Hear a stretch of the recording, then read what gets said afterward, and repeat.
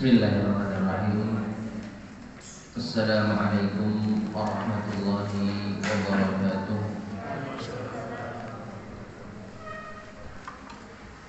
Innal hamdalillah nahmaduhu wa nasta'inuhu wa nastaghfiruh wa na'udzu billahi min shururi anfusina wa min sayyiati a'malina.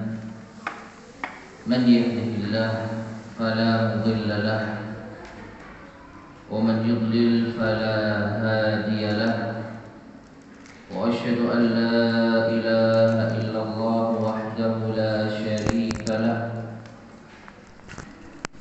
أشهد أن محمدا عبده ورسوله اللهم صل وسلم وبارك على نبينا محمد وعلى آله وأصحابه ومن تبعهم بإحسان إلى يوم الدين أما بعد. Ma'asyiral muslimin, para jamaah sekalian rahimani wa rahimakumullah. Alhamdulillah kita bisa melanjutkan kembali kajian kita membahas kitab Khulasatu Ta'zimil Ilm yang disusun oleh Syekh Saleh ibn Abdullah ibn Hamad al-Utsaimin hafizahullahu ta'ala. Kitab yang membahas tentang poin-poin penting, dasar-dasar di dalam mengagungkan ilmu agama. Bagaimana agar kita menjadi orang-orang yang mengagungkan ilmu agama. Dan pada kesempatan di malam hari ini kita masuk pada poin yang ke-16. Al-Ma'qidus Sadisa Asyara. Simpul atau pokok yang ke-16. Bagaimana agar kita bisa menjadi orang yang mengagungkan ilmu agama. Qala al-muallifu hafizahullah, tauqiru majalisil ilm. Menghormati atau memuliakan majelis-majelis ilmu.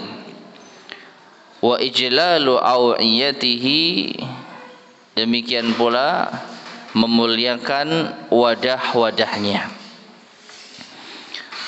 Jadi poin yang ke-16, agar kita bisa menjadi seorang muslim yang mengagungkan ilmu agama, kita harus memuliakan majelis-majelis ilmu, dan juga kita memuliakan wadah-wadah ilmu, tempat-tempat ilmu, yang mana nanti akan diterangkan secara khusus.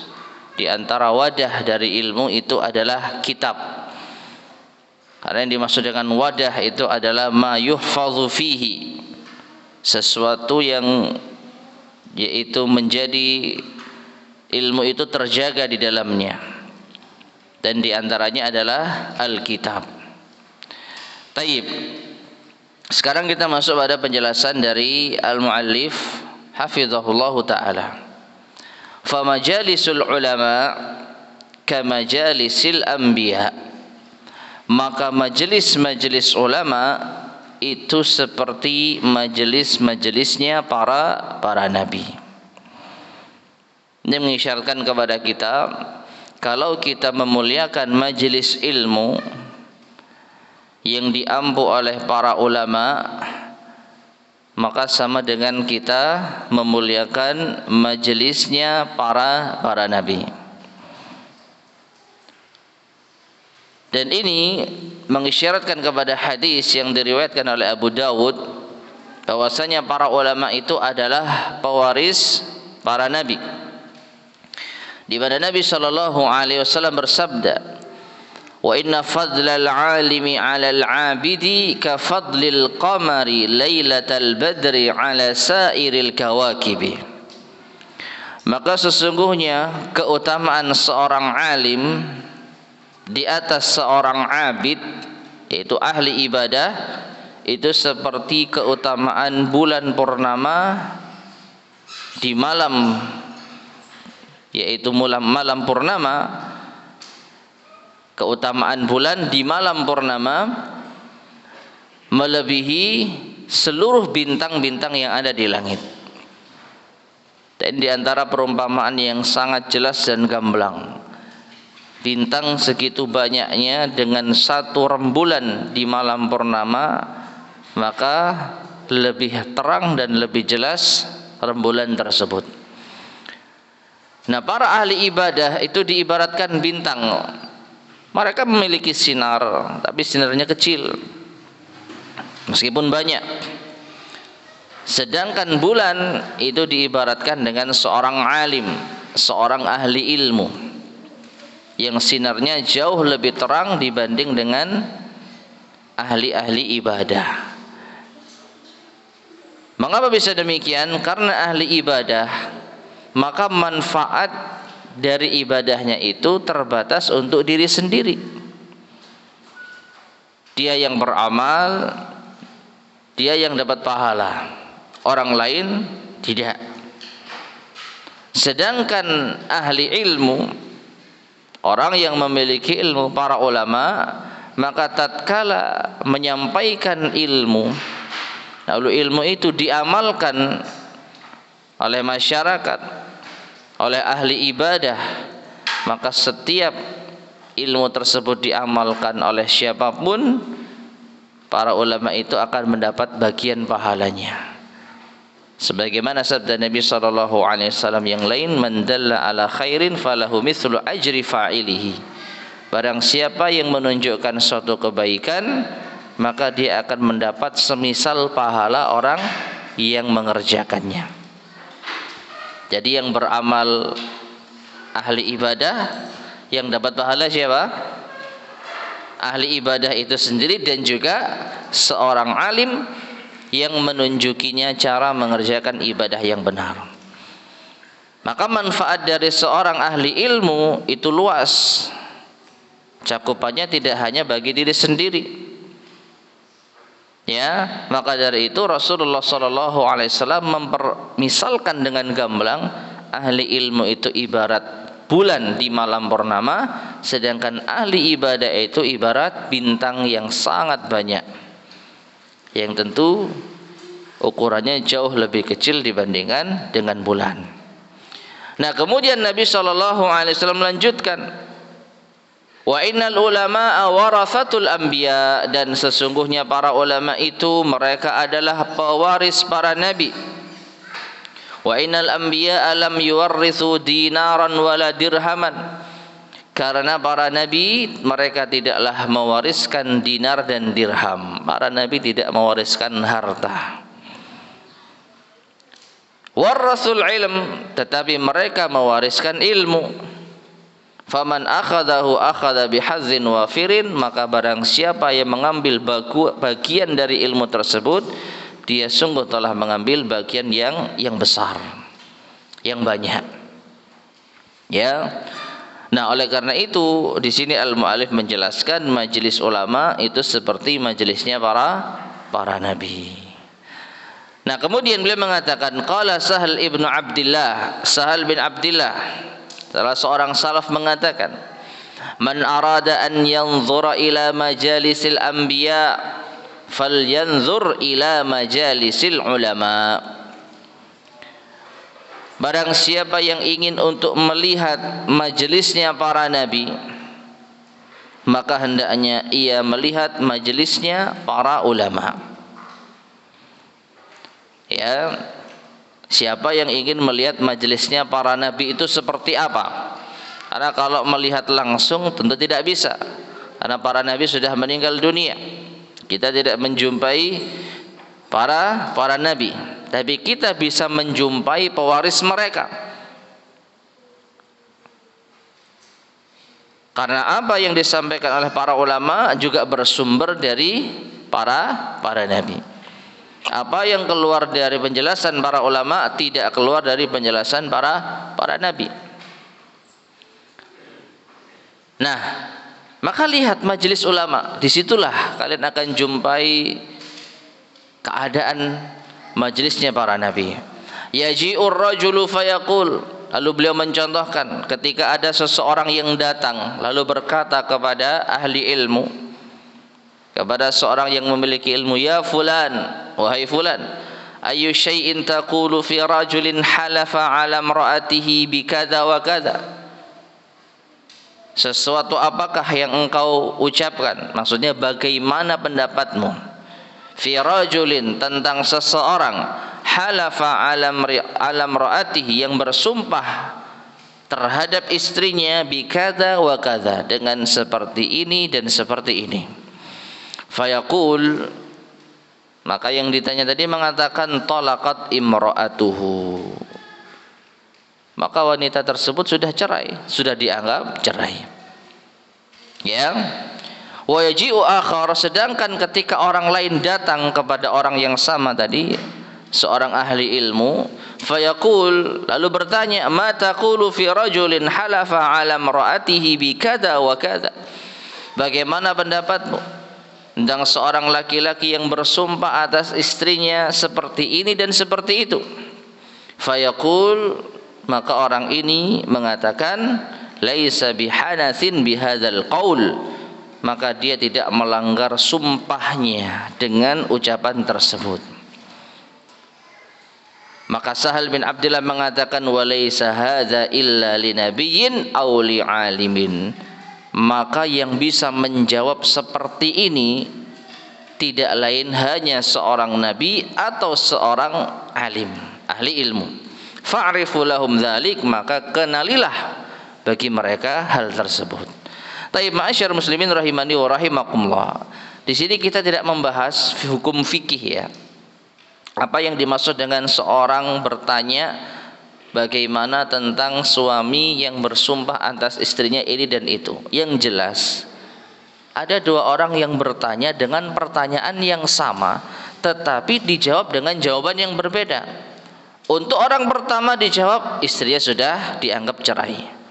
Untuk orang yang kedua, istrinya belum dianggap cerai karena suaminya tidak dianggap melanggar sumpahnya. Jelas ya permasalahannya. Kita tidak membahas masalah perinciannya, tapi yang jadi pokok pembahasan adalah dua orang bertanya dengan pertanyaan yang sama, tapi jawabannya apa? Beda. Yang satu dianggap cerai, yang satu tidak dianggap cerai. Nah, orang yang bisa melakukan hal seperti ini kalau enggak nabi ya ulama. Ya, kalau tidak nabi ya ulama. Dan ini bukan pelin-pelan jamaah. Ini bukan pelin-pelan dan bukan orang yang rancu. Kok mengatakan boleh dan tidak boleh. Nah, disinilah bedanya dengan orang awam. Orang awam melihat satu sisi, pertanyaan sama, ya harusnya jawabannya sama. Tapi ternyata seorang alim itu melihat dan menganalisa suatu pertanyaan dilihat dari banyak masalah. Siapa yang bertanya, kondisinya bagaimana, ini yang luput dari pengamatan kita. Dan ini pernah terjadi pada Nabi SAW. Sebagaimana hadis yang diriwayatkan oleh yaitu Imam Abu Dawud dengan sanad yang hasan dari sahabat Abu Hurairah radhiyallahu anhu, beliau mengatakan anna rajulan sa'ala an-nabiy sallallahu alaihi wasallam 'anil mubasyarati lis-shaimi, bahwasanya ada seseorang bertanya kepada Nabi sallallahu alaihi wasallam tentang hukum berjumbu dengan istri saat puasa. Thumma, atau farakhasalahu, maka Nabi menjawab, memberikan keringanan bagi dirinya. Orang pertama nih tanya kepada Nabi hukum berjumbu dengan istri saat puasa. Farakhasalahu, maka diberi rukhsah, keringanan, artinya boleh. Ya, wa ata akharu fasa'alahu fanahahu, dan ketika ada orang lain yang bertanya dengan pertanyaan yang sama, fanahahu, maka Nabi melarangnya. Oh, enggak boleh. Padahal tadi boleh. Orang yang kedua enggak boleh. Maka dijelaskan, ya, fa idzal ladzi rakhasa lahu syaikhun walladzi nahahu syabun. Ternyata orang yang diberi keringanan oleh Nabi SAW boleh berjumpa dengan istri saat puasa karena yang bertanya adalah seorang yang sudah tua. Sedangkan yang dilarang adalah orang yang masih muda. Jadi untuk kamu boleh, untuk kamu enggak boleh. Nah, perhatikan masyarakat muslimin rahimani wa rahimakumullah. Dua penanya dengan latar belakang yang berbeda, pertanyaan yang sama ini bisa menimbulkan jawaban yang berbeda pula. Karena apa? Ya karena tadi analisa yang tajam.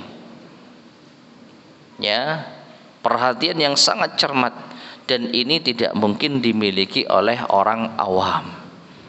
Ini hanya dimiliki oleh nabi atau ulama. Ya, makanya kita diperintah untuk tanya kepada mereka, fas'alu ahla dzikri in kuntum la ta'lamun. Tanyalah kepada ahlu zikr, ahlu ilm, ahlul Quran jika kalian tidak mengetahuinya. Ya. Jadi Sahal bin Abdillah itu mengatakan, orang yang bisa menjawab dengan seperti ini itu kalau enggak nabi ya ulama. Nah, karena sekarang sudah tidak ada nabi lagi, maka yang tersisa adalah para pewarisnya, yaitu para ulama. Dengan demikian hendaknya kita menghargai dan memuliakan majelis ulama. Taib. Selanjutnya beliau mengatakan, fa'ala talibil ilmi,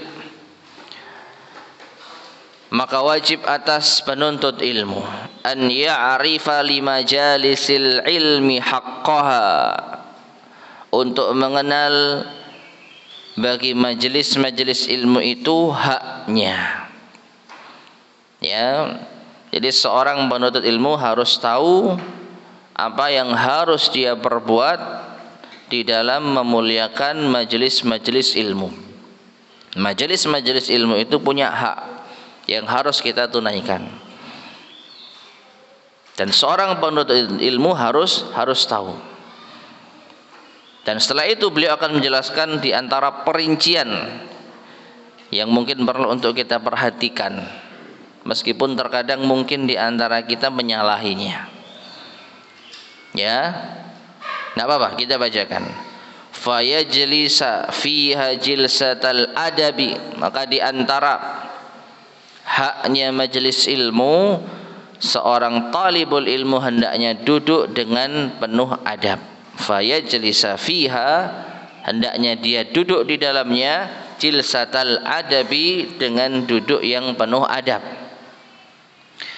Wa yusghi ila syaikhi, mendengarkan syekhnya, gurunya, naziran ilaihi, memperhatikannya. Ya. Jadi duduk yang baik, mendengarkan dan memperhatikan. Fala yaltafitu anhu min ghairi daruratin, maka jangan ia menoleh darinya tanpa adanya hal yang darurat.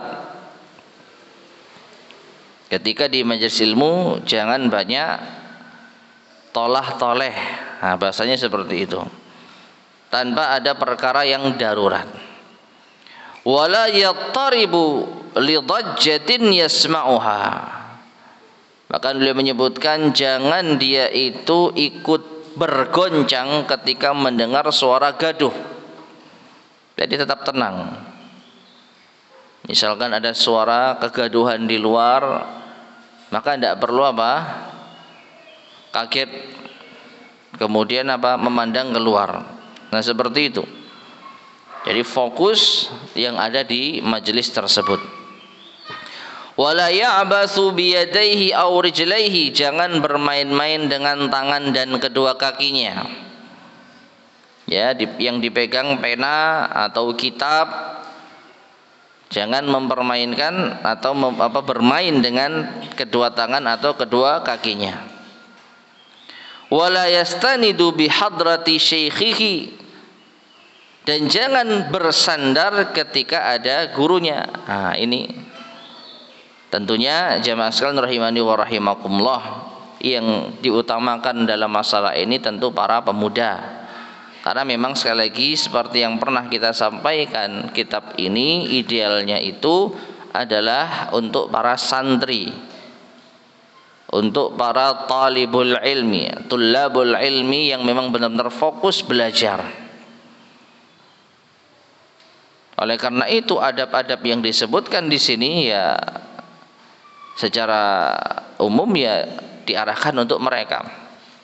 Dan pernah kita sampaikan pula, adapun orang-orang yang mungkin sudah sepuh tapi masih ingin tetap belajar, ya tentu kita apresiasi.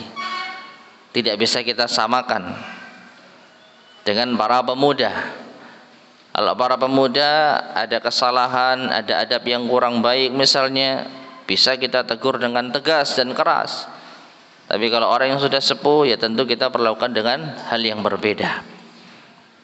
Namun setidaknya kita harus tahu di antara adab bermajelis ilmu yang ideal ya seperti ini. Ya. Jadi sampai disebutkan wala yastanidu bihadrati syaikhihi. Jangan dia bersandar ketika ada gurunya.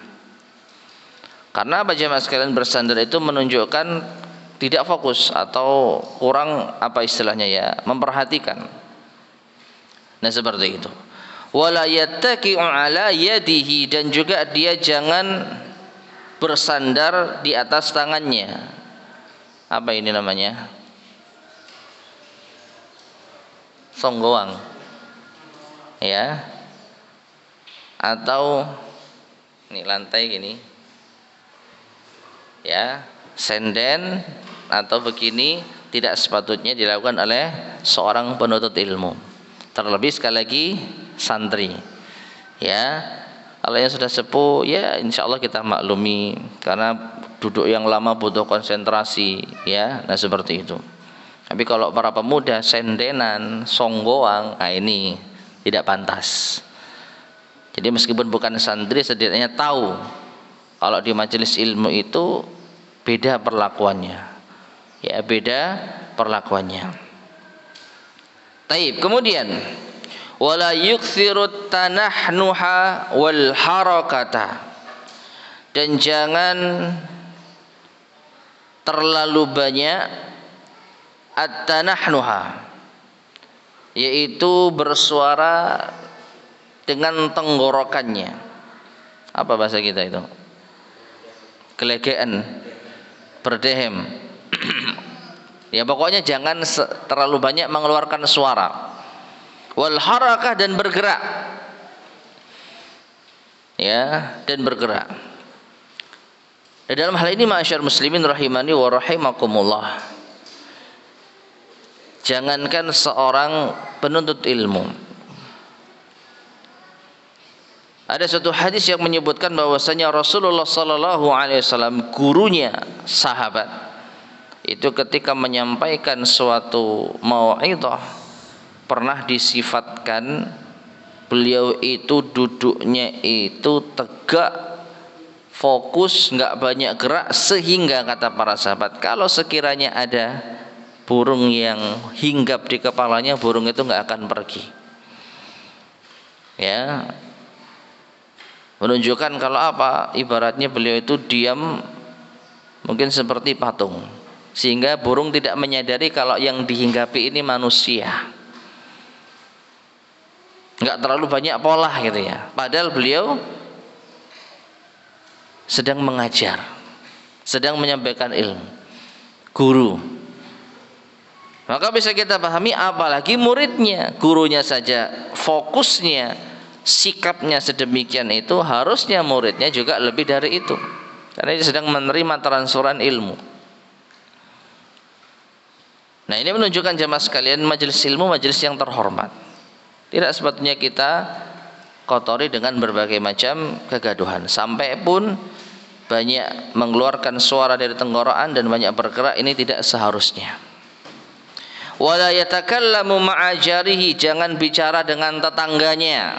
Ini juga di antara adab bermajelis ilmu, jangan berbicara dengan tetangganya. Ya. Wa idza atasa, dan kalau dia bersin, khafadha sautahu, hendaknya dilirihkan suaranya sebisa mungkin. jangan dilos. Wah, jeng gitu ya. Ya, jangan dilos karena di majelis ilmu. Kalau kita tidak bisa menahan, paling tidak izin keluar. Kita keluarkan di luar sana agar tidak mengganggu apa? Majelis ilmu. Tapi kalau sekiranya bisa ditahan, dilirihkan suaranya. Wa idza tasa'aba, kalau dia menguap, angop, satara famahu ba'da raddihi jahdahu, hendaknya dia tutup mulutnya setelah ditahan sekuat tenaga. Dan ini diantara adab yang memang diajarkan oleh Rasulullah Sallallahu Alaihi Wasallam. Kalau kita menguap, maka apa? Tahan sekuat tenaga. Tapi kalau tidak bisa, maka tutup dengan tangan. Ini diantara adab Islam di dalam menguap. Nah, apalagi kalau menguapnya di mana? Di majelis ilmu. Ya, apalagi kalau menguapnya di majelis ilmu. Nah, ma'asyar muslimin rahimani wa rahimakumullah. Maka bisa kita perhatikan apa yang disebutkan oleh al-muallif di sini, Syekh Shalih Al-Utsaimin hafizahullah taala, di antara adab bermajelis ilmu yang sangat luar biasa. Yang ini perlu untuk kita perhatikan dan perlu untuk kita latih dan kita biasakan. Ya, meskipun kita banyak kita jumpai di antara para penuntut ilmu yang tidak memiliki adab seperti ini. Maka kita katakan ya mereka salah. Meskipun mereka bukan santri, meskipun mereka bukan calon ulama, tapi yang namanya majelis ilmu tetaplah majelis ilmu. Baik itu di pesantren, mau di masjid, mau dimanapun, selama yang diajarkan ilmu agama, selama yang menyampaikan itu ahlinya, maka perlakuannya sama. Ya, selama itu majelis ilmu, maka adab ini berlaku. Siapapun gurunya, siapapun ustadznya, siapapun syekhnya, perlakukan yang sama. Karena kita tidak melihat siapa yang menyampaikan, tapi kita melihat apa yang disampaikan. Yang disampaikan qala Allah wa qala Rasulullah, firman Allah Subhanahu wa taala, sabda Rasulullah SAW, yang sangat pantas untuk kita hormati. Nah, seperti itu. Maka jemaah sekalian rahimani wa rahimakumullah, minimal kita tahu adab yang ideal di dalam menuntut ilmu seperti ini, meskipun kita mungkin belum sanggup melakukan secara sempurna. Meskipun sekarang mungkin kita hanya bisa mendengar, menyimak, ya, tapi paling tidak perkara-perkara yang bisa kita kerjakan. Fokus, usahakan jangan terlalu banyak gerak, jangan mengeluarkan suara, jangan ngobrol. Nah, seperti ini.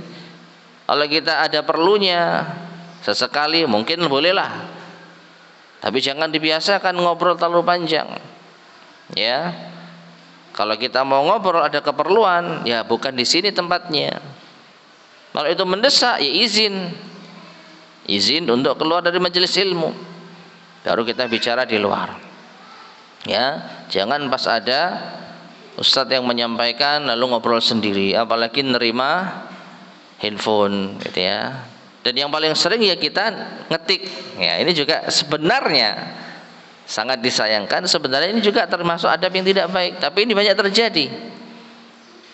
Ya. Meskipun kita juga bisa husnudzon, oh itu mungkin nulis faidah. Karena sekarang zamannya apa? Nulis pakai handphone. Ya, lebih cepat, kemudian lebih tersimpan, lebih rapi. Kalau nulis pakai tangan kan kadang-kadang tulisannya jelek atau kurang cepat, atau kalau dihapus sulit dan lain sebagainya. Memang ada jamaah sekalian, ya, tapi kita harus jujur. Kita megang handphone di depan ustadz, ini bales WA atau ngetik faidah, ya kita yang tahu, dan Allah Subhanahu wa taala yang maha tahu. Ya. Jadi hendaknya ini dihindari. Artinya kalau kita punya kebiasaan seperti itu, sambil ngaji, sambil apa? Bahkan mungkin waliyadzubillah sambil jualan online gitu ya. ngakunya ngaji tapi masih HP-an atau membalas pesan dan lain sebagainya. Hindari. Sekali lagi, coba hindari. Coba kita muliakan majelis ilmu lebih besar lagi. Nah, ini untuk melatih diri kita. Taib. Selanjutnya, wa yandammu ila tawqiri majalisil ilmi, kata Syekh di sini, dan di antara masuk di dalam kandungan memuliakan majelis-majelis ilmu adalah ijlalu awiyatihi, memuliakan wadahnya, memuliakan tempatnya, tempat di mana ilmu itu terjaga. Allati yuhfadhu fiha, yang di dalamnya ilmu itu terjaga. Wa imaduha, dan yang paling utama tempat ilmu itu terjaga adalah al-kutubu, kitab-kitab. Ya, kitab-kitab. Wallaiqu bi talibil ilmi, maka selayaknya bagi seorang penuntut ilmu saunu kitabihi, menjaga kitabnya. Wa hifdzuhu, sama maknanya, menjaganya. Wa ijlaluhu, dan memuliakannya. Wal i'tina'u bihi, dan memiliki perhatian dengannya. Ya, seorang penuntut ilmu harus perhatian dengan kitab-kitabnya, karena itulah tempat ilmu itu dijaga.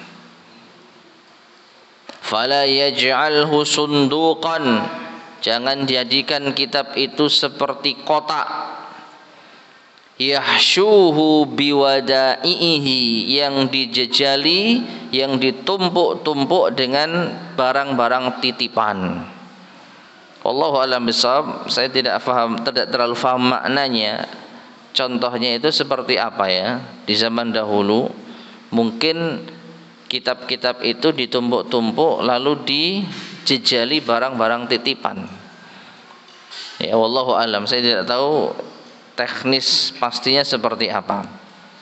Yang jelas, menjadikan kitab untuk perkara-perkara yang seperti ini tidak sepatutnya dilakukan. Ya, Allahu a'lam, mungkin kitab dimasukkan apa gitu ya.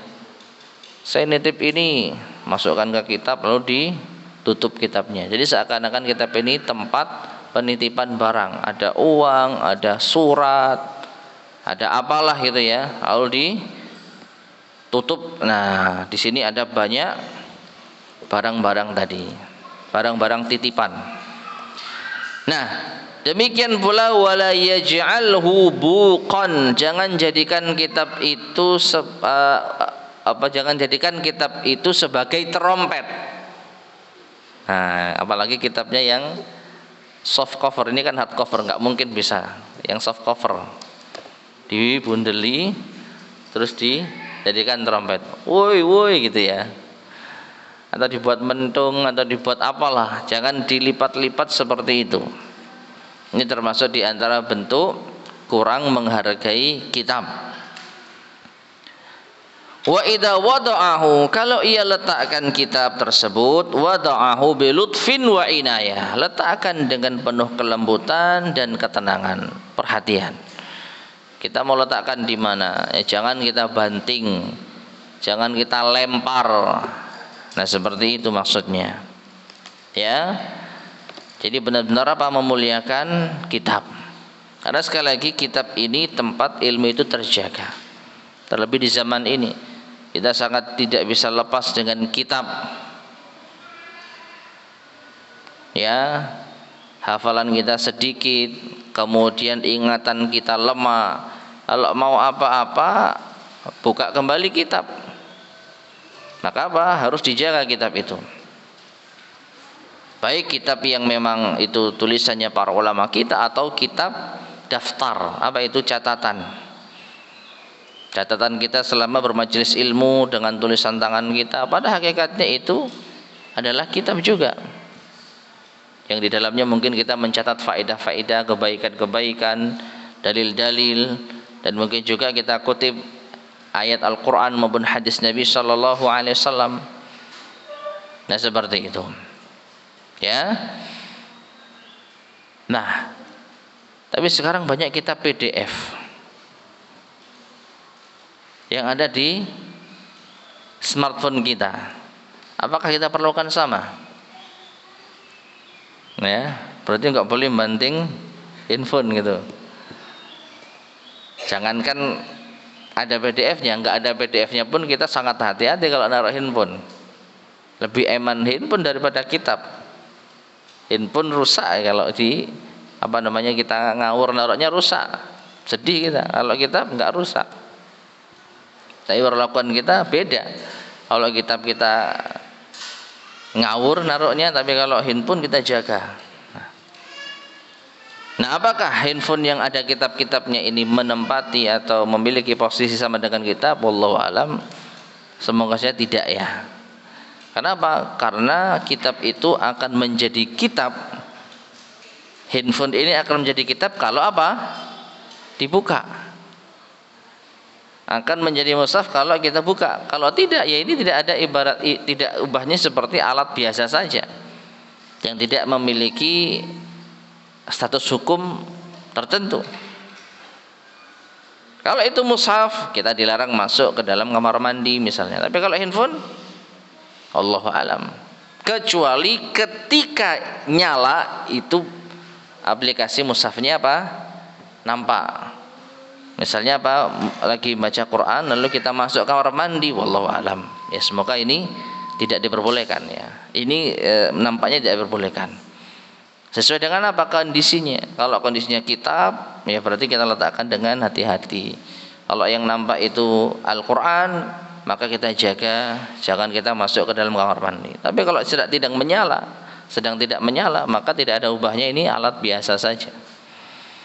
Ya, apalagi handphone mati, ya sudah. Kitabnya hilang, mushafnya juga hilang, hafalannya pun juga hilang. Ya nggak ada fungsinya. Nah, seperti itu. Sudah isya ya. Adzan dulu ya. Insyaallah kita lanjutkan sedikit lagi. Silakan. Bismillah.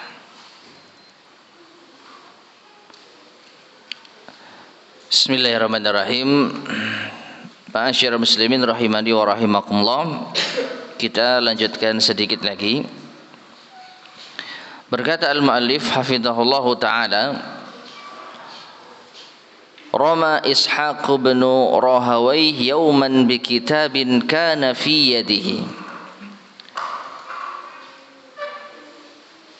Ishaq ibn Rahawayh pernah melempar yauman pada suatu hari bi kitabin, kitabnya kana fi yadihi, yang ada di tangannya.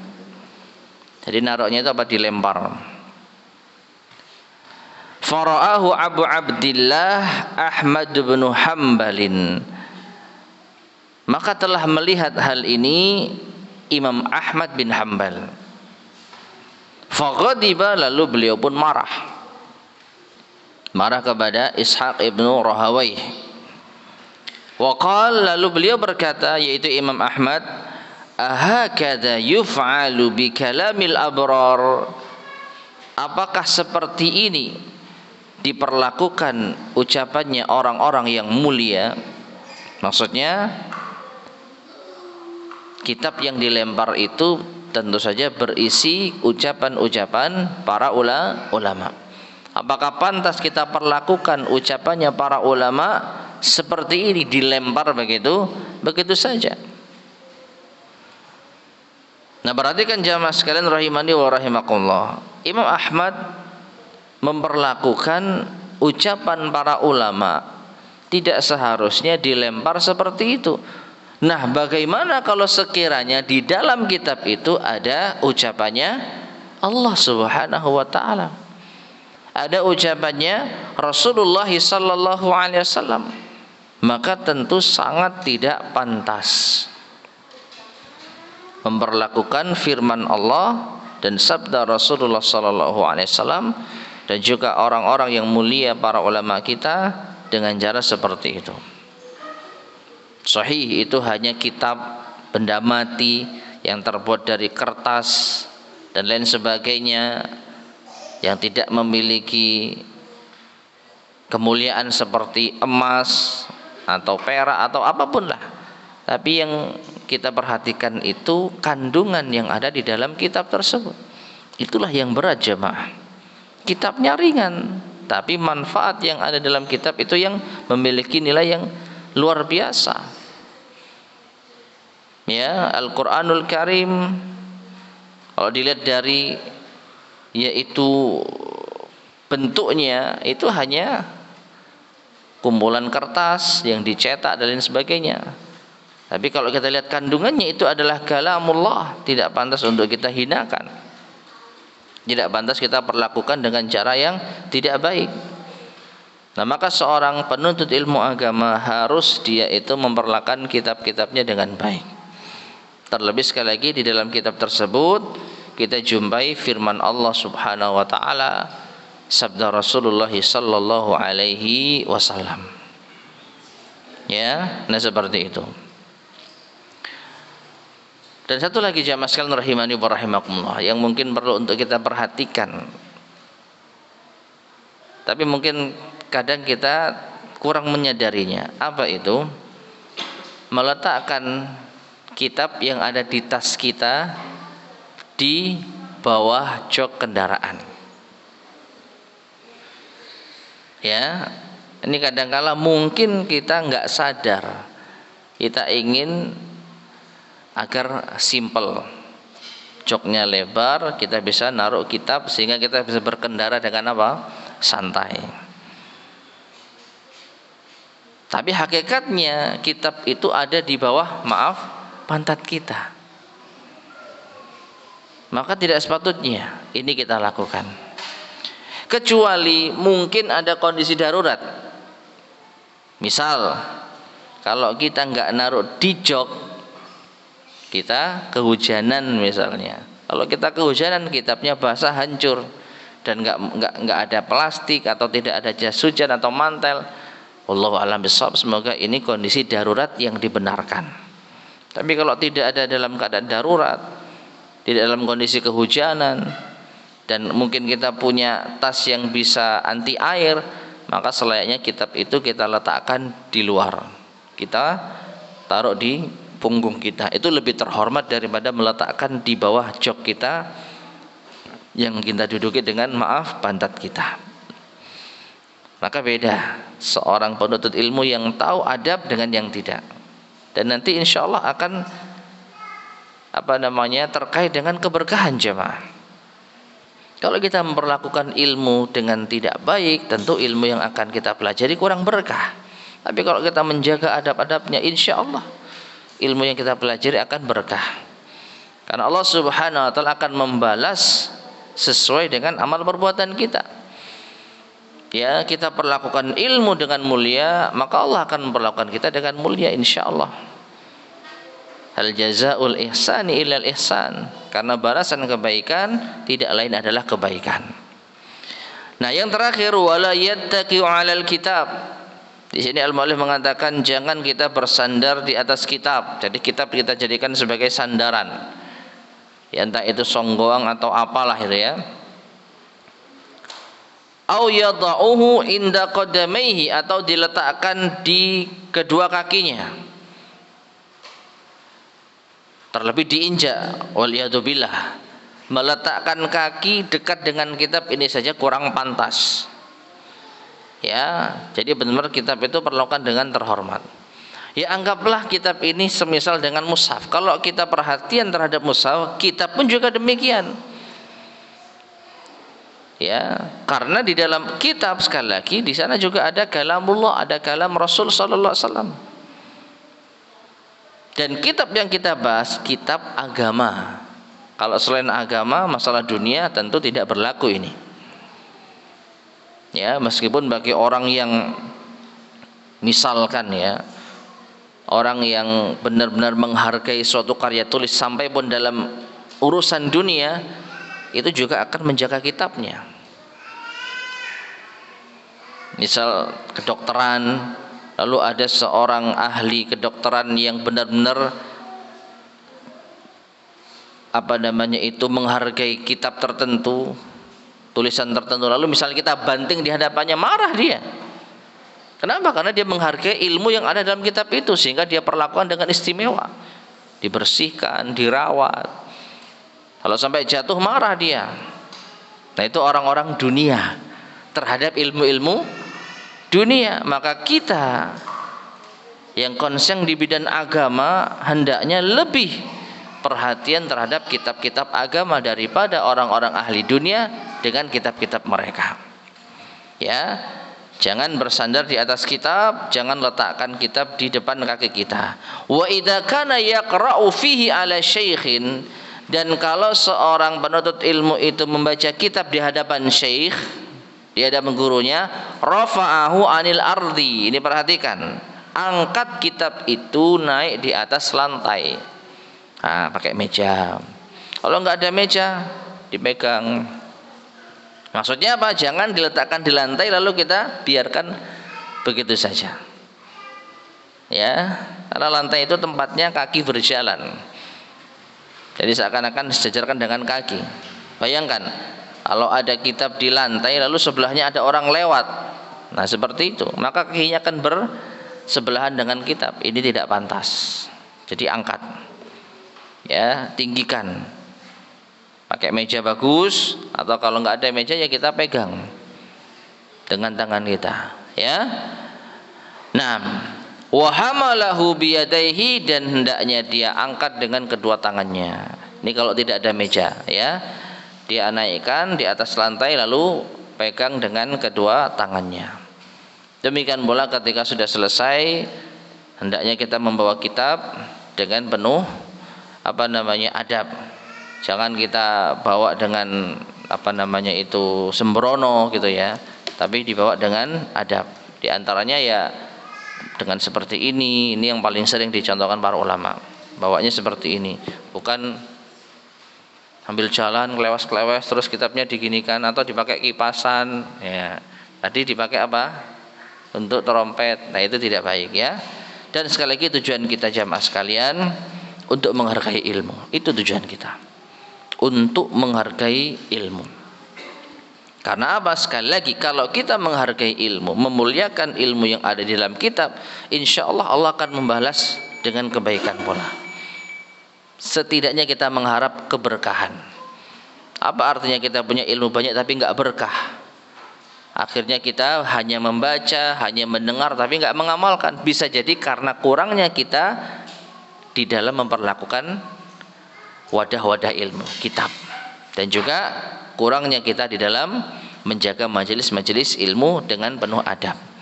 Wallahu taala alam shawab. Taib ma'asyar muslimin rahimani wa rahimakumullah. Inilah poin yang ke-16, simpul yang ke-16 di dalam mengagungkan ilmu agama. Insyaallah akan kita lanjutkan pada kesempatan berikutnya biidznillah, poin yang ke-17. Sampai sini sebelum kita akhiri barangkali ada yang mau ditanyakan, tafadhol silakan.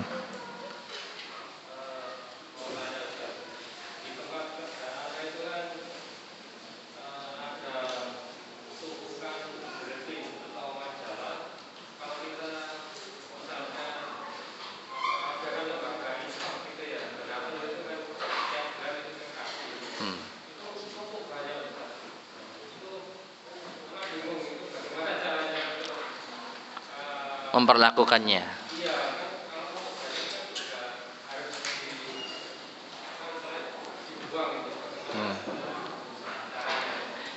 Baik. Jadi di kantor ada tumpukan-tumpukan buletin yang intinya di dalamnya bisa jadi ada nasihat-nasihat, ada mungkin kutipan-kutipan ayat dan hadis, itu ya, poinnya itu ya. Dari lembaga-lembaga donatur atau donasi yang ada, mereka mengutip dan lain sebagainya. Nah, ketika sudah banyak menumpuk, lalu bagaimana cara kita untuk membersihkannya atau untuk merapikannya? Wallahu a'lam bishawab. Memang kalau kita perhatikan itu bukan kitab. Yang kita bahas kitab, tetapi kalau kita perhatikan lebih dalam lagi, kitab ini menjadi terhormat dan harus dijaga karena apa? Karena isinya. Karena kalau kitab saja kosongan, misalnya ya seperti ini, tapi tidak ada tulisannya sama sekali, tidak ada isinya sama sekali, ya nggak perlu kita perlakukan dengan adab. menjadi mulia dan harus kita perlakukan dengan adab kalau ada isinya. Apa isinya? Qala Allah, qala Rasulullah, dan qala para ulama. Nah, dengan demikian kalau buletin itu ada kandungan ayatnya, hadisnya, penjelasan para ulama, ya harusnya kita perlakukan dengan sama.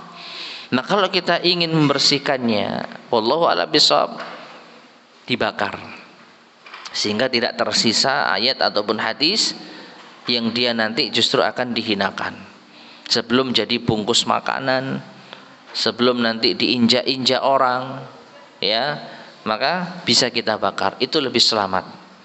Mungkin seperti itu. Wallahu a'lam bishawab. Baik, ada lagi yang saya sampaikan?